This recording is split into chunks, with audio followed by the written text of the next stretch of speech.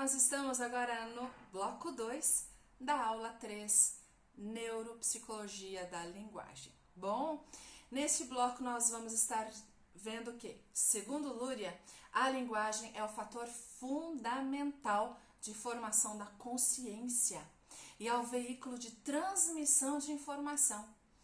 Eu só estou falando com você aqui por vídeo, ou então quando eu dou aula para você, porque eu tenho esse processamento da linguagem.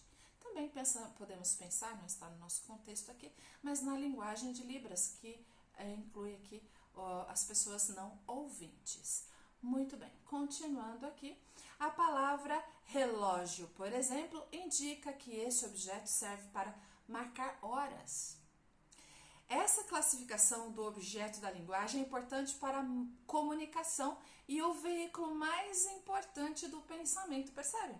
Linguagem está voltado com a memória da palavra, por exemplo, e com o pensamento. Nós pensamos, nós precisamos da linguagem.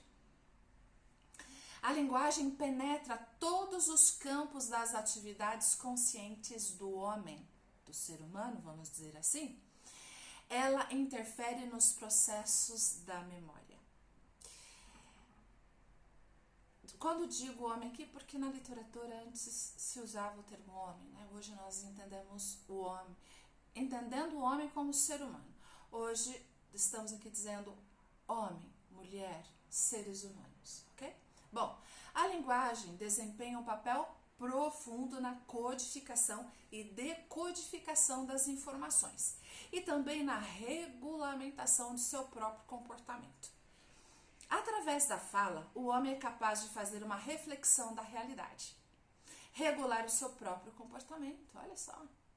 As impressões externas que chegam ao sujeito passam por análises e são recodificadas de acordo com categorias que ele aprendeu e adquiriu. Com a experiência histórica da humanidade e sua ideia acerca do mundo externo, ocasionando mudanças no desenvolvimento psicológico. Então, o que nós ouvimos, a nossa fala, o que nós vemos na representatividade externa, influencia no nosso desenvolvimento psicológico.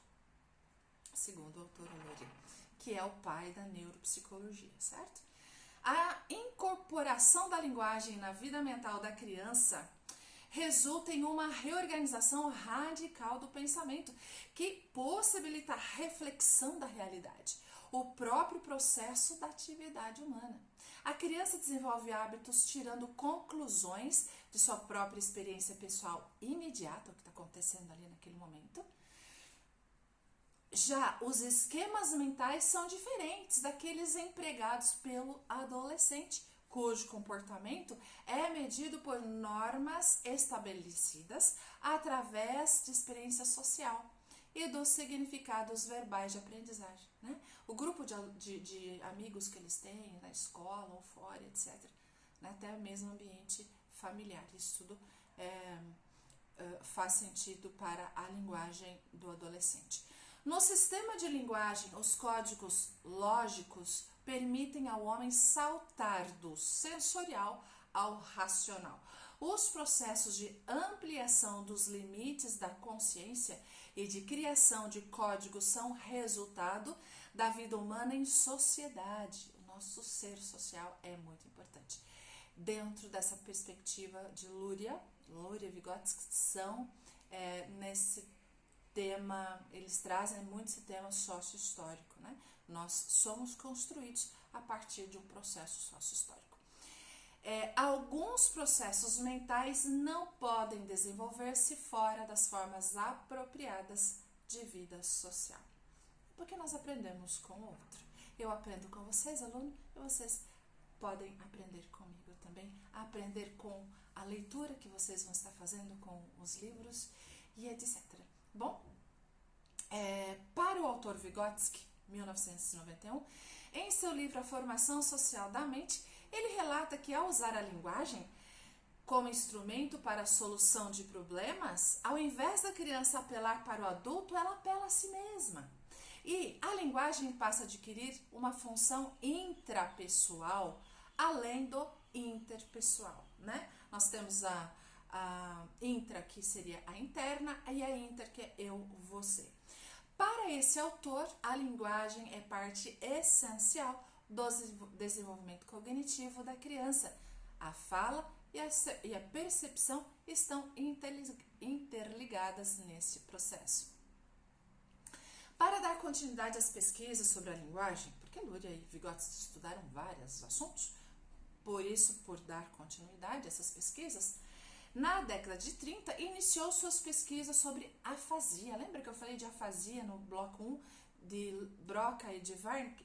Muito bem, Luria também estudou as afasias, que é dividida em 3 classificações: sensorial, motora e semântica, para esse autor.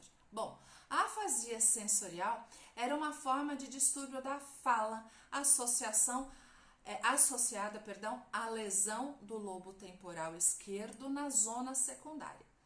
A dificuldade, deixa eu pôr um pontinho aqui, a dificuldade de compreender palavras, dificuldade na audição de fonemas, dificuldades a dar nomes aos objetos, lembrar palavras durante a fala. Olha só quão complexo é.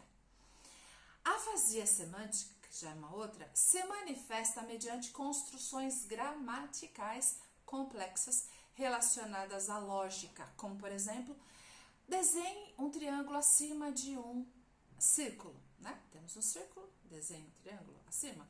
Sônia é mais leve que Natasha. A primavera precede o verão. É interessante que na clínica eu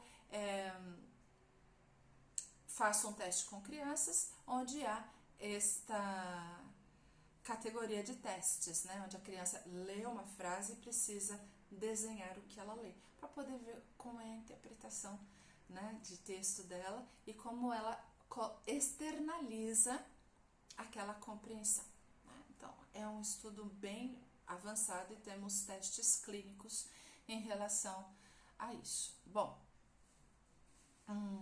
a dificuldade de compreender palavras, dificuldade na audição de fonemas, dificuldade de dar nomes a objetos, lembrar palavras durante a fala.